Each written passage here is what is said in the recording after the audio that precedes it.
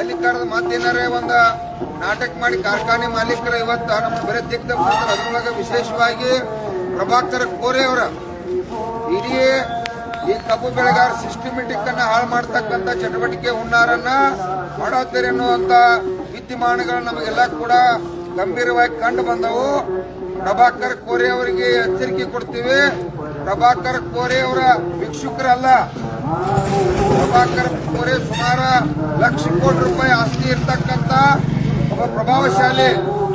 ನಾಚಿಕೆ ಆಗುದಿಲ್ಲ. ಇಲ್ಲಿ ಮಗಲಾಗ 30-40 ಕಿಲೋಮೀಟರ್ ಮಹಾರಾಷ್ಟ್ರದವರ 500 ರೂಪಾಯಿ 3,500 ರೂಪಾಯಿ ಕಬ್ಬು ಒಯ್ಯತ್ತಾರೋ ತಕ್ಷಣ ಒಂದು ಯೋಗ್ಯವಾದ ಬೆಲೆ 3,500 ಘೋಷಣೆ ಮಾಡಿ ಚಾಲು ಮಾಡ್ಬೇಕನ್ನುವಂತ ಒಂದು ಚಿಲ್ಲರ್ ಬುದ್ಧಿ ಪುಣ್ಯಾತ್ಮ ನಿನಗೆ ಹೊಟ್ಟಿಗೆ ಏನಂತಿದ್ದಿ ನಿನ್ಗೆ ನಾಚಿಕೆ ಬರ್ತದಿಲ್ಲ.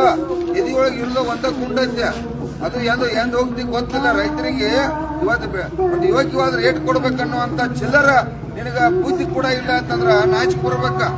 ಇವತ್ತು ನೀವು ಕಾರ್ಖಾನೆಯವರ 50 ರೂಪಾಯಿ ಕೊಡ್ತು, ಇನ್ನೊಂದು 50 ರೂಪಾಯಿ ಕೊಡ್ತು, ಭಿಕ್ಷಾ ಕೊಡ್ತು ಅನ್ನುವಂಥದ್ದು ಲೆಕ್ಕಾಚಾರದಾಗ ಹೊಂಟಿರಿ. ನಿಮ್ಗೆ ನಾಚಿಕೆ ಆಗ್ಬೇಕು.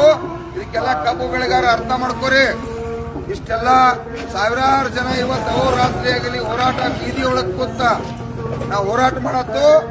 ಇವತ್ತು ಒಬ್ಬ ಶಾಸಕ ಇಲ್ಲಿ ಬಂದಿಲ್ಲ, ಜನಪ್ರತಿನಿಧಿ ಬಂದಿಲ್ಲ, ಜಿಲ್ಲಾ ಉಸ್ತುವಾರಿ ಕೂಡ ಬಂದಿಲ್ಲ. ಕಾರ್ಖಾನೆ ಮಾಲೀಕರನ್ನ